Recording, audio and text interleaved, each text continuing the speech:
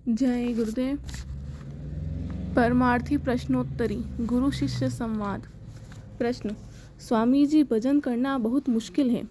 उत्तर: भजन हो या ध्यान हो, जब तक मन साथ नहीं देगा कुछ होने वाला नहीं। भजन न करने पर मुश्किल है और करने पर मुश्किल नहीं है। शरीर में दो आँखों के ऊपर तीसरा तिल है। गुरु हर समय वहाँ विराजमान रहते हैं और बराबर सभी प्रेमियों को देखते रहते हैं। वहाँ की रचना बहुत लुभावनी है, सुंदर सुंदर महल है। एक तरह से यह मुश्किल कार्य नहीं है। इसमें केवल बाहर देखने के बजाय अंदर देखना है। दोनों आँखों के मध्य भाग से ऊपर जाने का रास्ता है। चूँकि मन पर हमारा नियंत्रण नहीं है, इसलिए यह काम कठिन मालूम पड़ता है।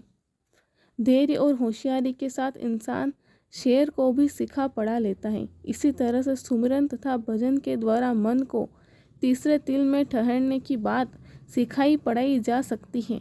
इसमें मन की भलाई है, उसे अपना खोया आनंद पुनः प्राप्त हो सकता है और जीवात्मा भी तन मन के पिंजरों से आज़ाद होकर अपने सच्चे वतन सत्यलोक की ओर कदम बढ़ा सकती है।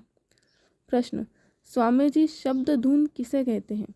उत्तर: शब्द धुन संत मत में आसमानी आवाज़ को कहते हैं, जो हर घट में हर क्षण होती रहती है। इसी शब्द धुन को नाम कहा जाता है।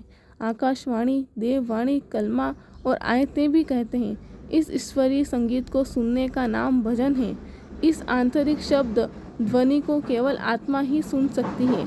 इसको सुनकर के जन्मों जन्मों की सोई सूरत यानी जीवात्मा जाग उठती है और सच्चा आनंद प्राप्त होता है। भजन के अभ्यास में किसी प्रकार की थकावट अथवा परिश्रम नहीं होता। सूरत शब्द योग आनंद का मार्ग है।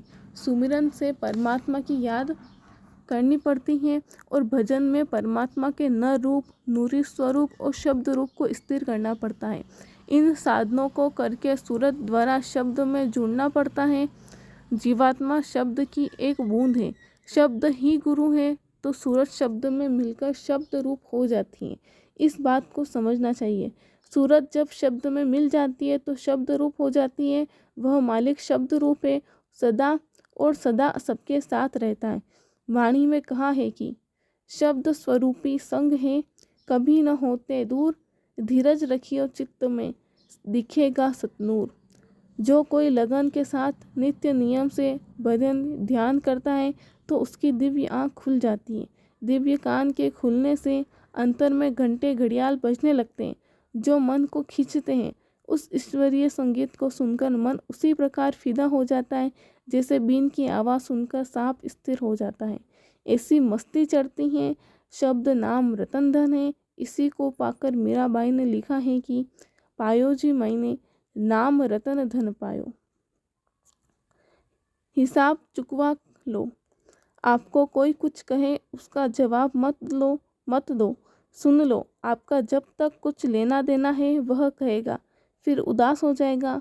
जो कर्मों का लेन देन है उसको कोई समझ नहीं सकता है। आपको तो पार जाना है, तो हिसाब चुकवा लो। महात्मा महापुरुष यही समझाते हैं। वो किस तरह से लेन देन चुकवा देते हैं, आपको क्या बता। बाबा जय गुरुदेव।